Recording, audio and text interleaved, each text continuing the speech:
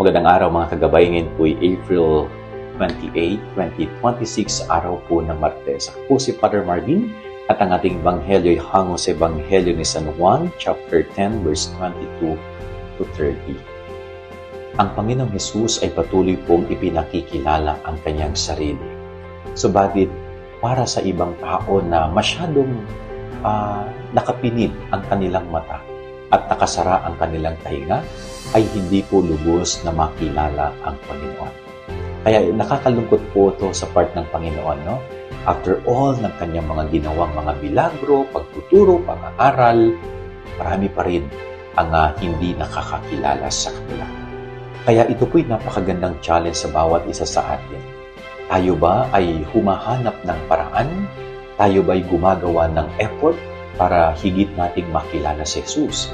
Sapagkat tanging sa pagkakaroon ng malalim na pagkakilala sa Kanya, tayo ay patuloy na makasusunod sa Kanyang tawag at piling. So pagsikapan po natin na makilala ng lubos ang ating Panginoon. Yan ang ating gabay aral niya maghapon. God bless po sa inyo lahat. Pagpalain kayo ng Panginoon.